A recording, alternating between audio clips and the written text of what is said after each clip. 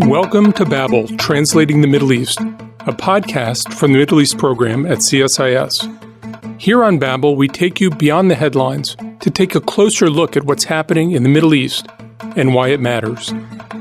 This week on Babel, I speak with Hans Grundberg, the UN's Yemen envoy. We talk about what a UN mediator does, why successful mediation is about more than just reaching a peace agreement, and how the internationalization of conflicts around the globe complicates those efforts. Then I continue the conversation with Natasha and Leah Hickert to discuss the tradeoffs between different mediators and why the United Nations separates its humanitarian work from its mediation efforts. To translate some of what's happening in the Middle East, this is Babel.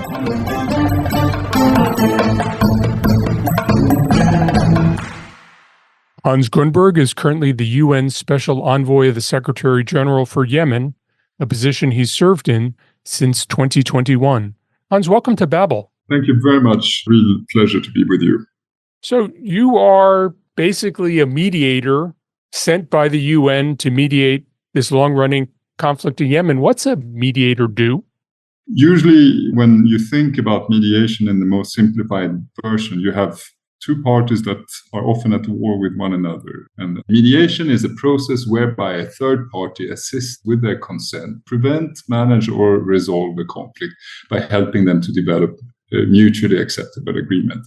And that, I think, is a very simplified version of what mediation is. And you will realize that it's a complicated task, and reality is much more complex than that, and especially it's getting more and more complex in the world that we're living in.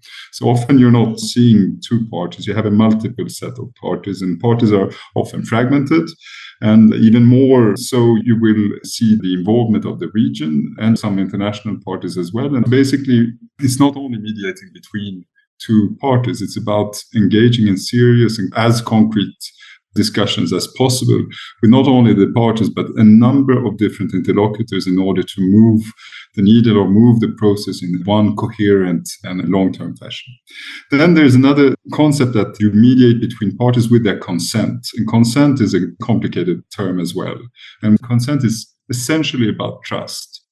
And trust is also something that you want to develop between the mediator and the parties, but you also want to develop it between the mediator and the stakeholders, between the mediator and the international community, the members of the Security Council, some of the members in the region, and other interlocutors that you're engaging with.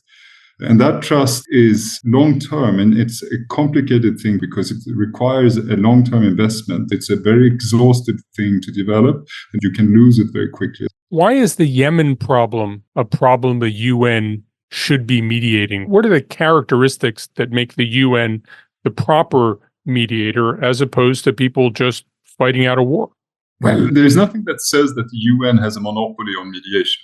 But there is an advantage of having the UN as a mediator. And the reason is that you get some long-term approach from the United Nations. You get an organization that will engage on a certain conflict with a long-term vision in mind that won't change depending on the situation in the world. But also, I think the additional values that you have using the United Nations as a mediating entity is the fact that it's the only universal intergovernmental organization there is. And with that comes a certain relative impartiality. And I mean relative impartiality because the impartiality will always be contested. But you will not find a party that is more impartial than the United Nations. When I mediate, I represent the global community. In fact, when I mediate in Yemen, my interest is the people of Yemen, is the well-being of the people of Yemen. I'm not mediating for any other interest. What tools do you have as a UN mediator? When we think about states have armies they can deploy, they can give economic incentives, they have sanctions.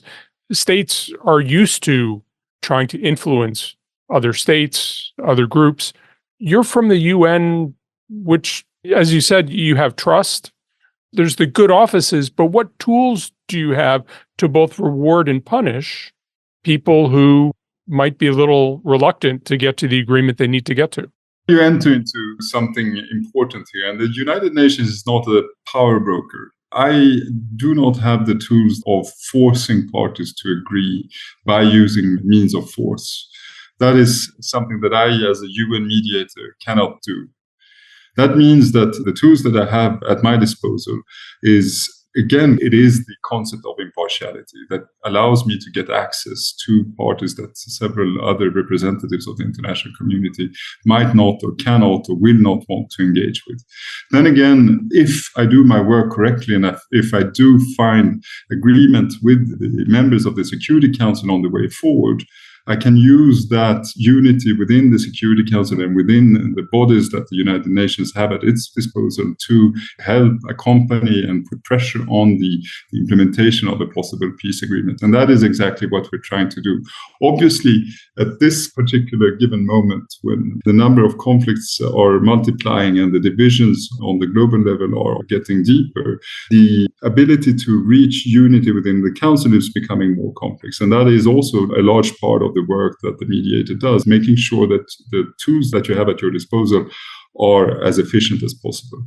Without violating confidences of your current negotiations, could you talk a little bit about the interrelationship between the parties on the ground in Yemen, regional actors, global actors? I mean, how do those talks relate to each other and how are they distinct? Here, it comes back a bit to your first question about what the mediator does and doesn't do. And this is very true in the concept of the mediation efforts that we're doing in Yemen. And it's also interrelated with a number of other questions, other conflicts that are being mediated. And the simplified version I mentioned earlier about mediation being between parties is not there. The more accurate description of what we're having is a multitude of different interrelated discussions that are taking place on different levels, but also between different bodies, not only necessarily between me as the main mediator, but on different levels. I met a couple of months back a professor at Edinburgh University. Her name is Christine Bell. She introduced a concept called multi-mediation. And it's an interesting concept because it's making sure that in a situation where you have these multitude of different discussions and negotiations, you ensure that they are geared towards one common goal. And that means that mediation is not only mediating between the parties, but it's also very much about coordinating efforts on the way forward so that we make sure that there is one, and all of this relies on the necessity to have one main mediator. If you don't have one main mediator, multi-mediation withers down into a situation where the parties might go into forum shopping. So in the case of Yemen, there is clear, active, ongoing, concrete discussions with the parties that are also added and helped through discussions that the region are having with the parties. But that can only be effective if these discussions are being fed to myself and to my office so that we can put them into the broader context. And that brings me back again to the concept of trust. If those regional interlocutors don't trust me as the mediator, they will not feed the type of information that I need in order to be effective. So it's all these notions that are interrelated and interdependent. It feels like this has changed from the way I remember mediators in the past. Is this evolving? How quickly is it evolving? Where do you think it's evolving toward? There is a need for broader mediation to update itself and get in tune with the current complex geopolitical environment that we're facing. And there's a lot of thinking going on in numerous academic institutions in terms of how to make sure today's mediations is updated given the complexity that we're facing. One thing that I think is clear is that we're moving into a multipolar world where conflicts today are not the type of conflicts that we saw yesterday. And that means that solutions today will not be the type of solutions that we saw yesterday. One key aspect, though, and that I think has been true even before, but that we understand much better today, is the whole concept that it's not the agreement that is the solution.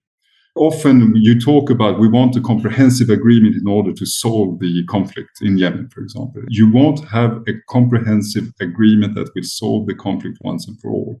A comprehensive agreement or an agreement in itself is a stepping stone towards a long-term settlement.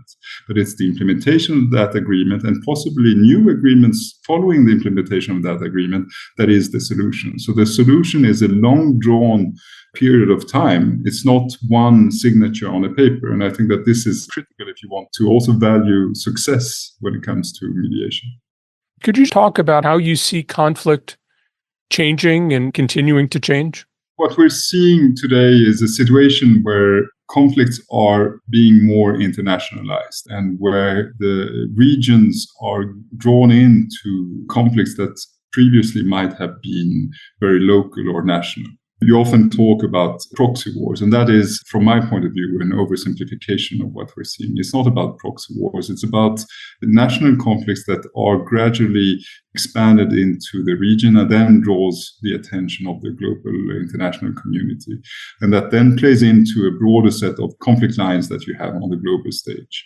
And that's why it's so important that we settle and that we engage and that we try to settle conflicts as early as possible so that they are not being dragged into this very complex situation that we have on a global level or even on a regional level. In the case of Yemen, my mediation is to make sure that the conflict finds a just resolution and that the Yemeni population can once and for all believe that the war is not coming back and that they have a possibility to normalize their life. But obviously that is also hopefully in the interest of the region and the interest of the global community. That's the upside, but that can also be met by a negative spiral where you use the situation in Yemen to your benefit and then it's drawn into something broader and more complex and very much more difficult to resolve. You've described a complex problem that in many ways is becoming more complex. What kind of team do you have to move forward? I understand you have about 100 people, a bunch of them do security and logistics, but what's your intellectual team like? How do you structure it? And what are they doing? I might be the face of the mediation in Yemen, but it's a team effort.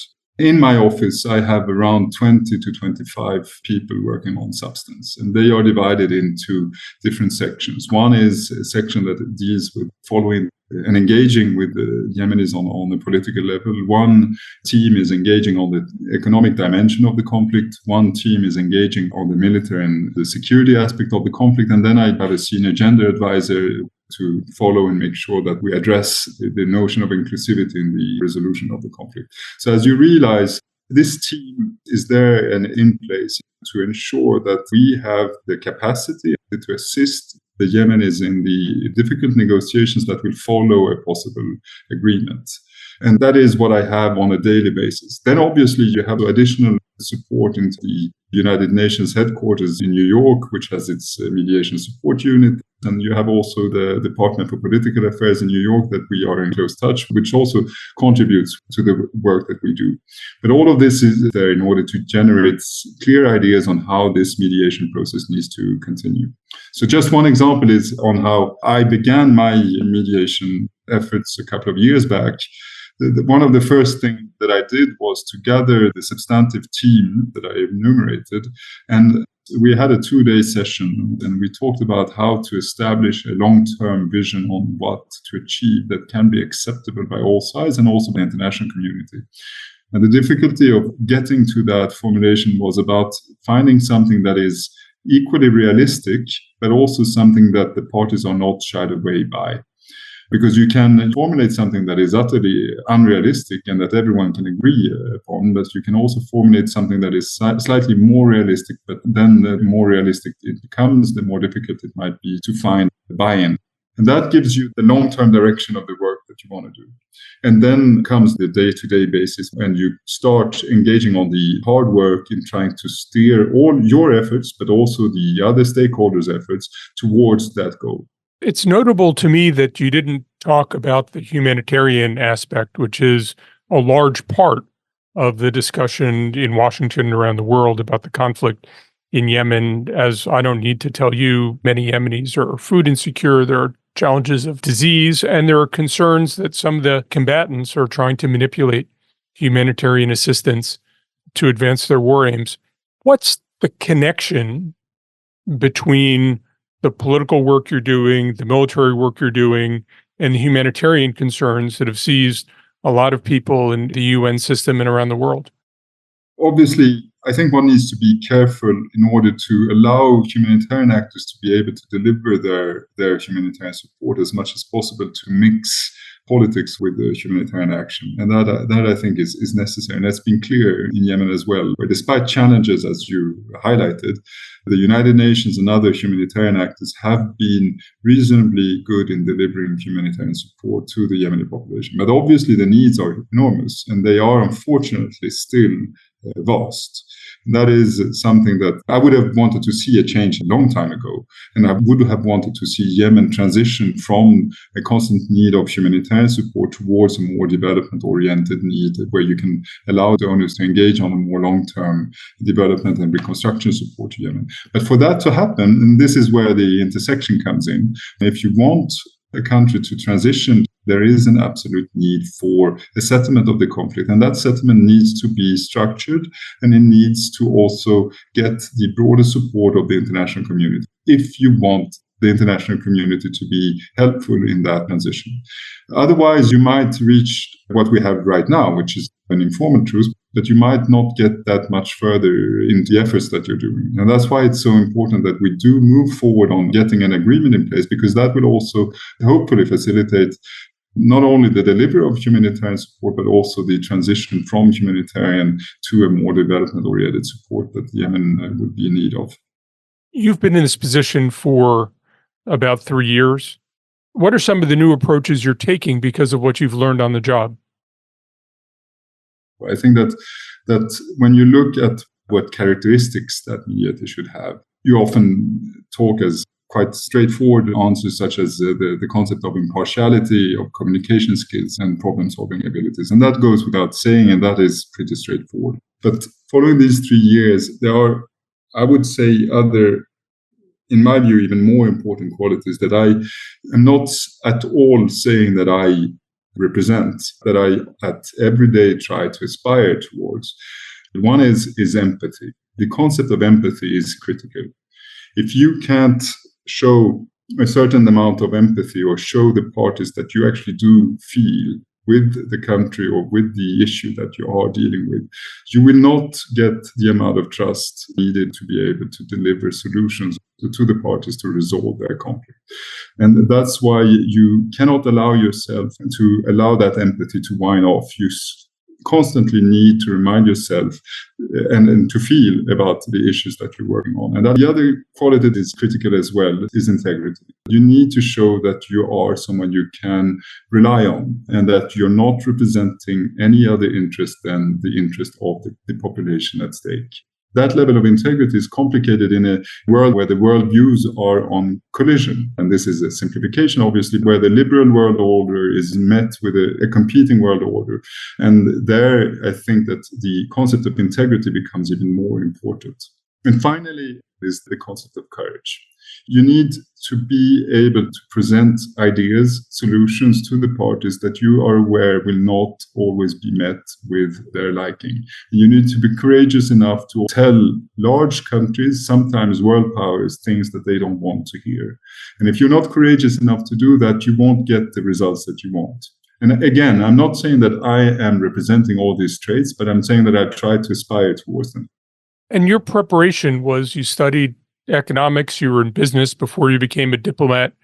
You weren't a Middle East studies nerd. You didn't read 300 books. How did business prepare you, and what other background do you wish you had to do this work effectively?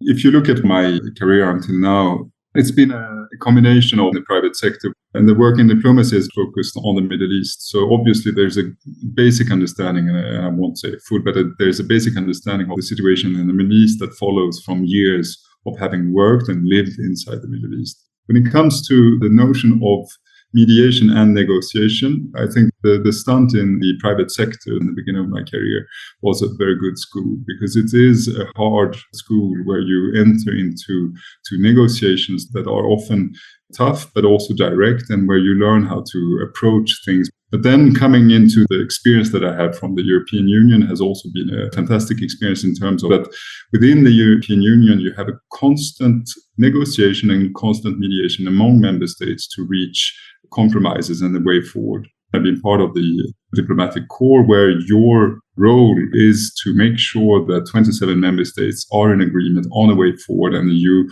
seek agreements and also concrete solutions to complex situations. But coming back to the difference between mediation and negotiation, I think that you can't be effective in mediation unless you understand negotiation. And that, I think, is critical. Hans Grundberg, thank you very much for joining us on Babel. Thank you.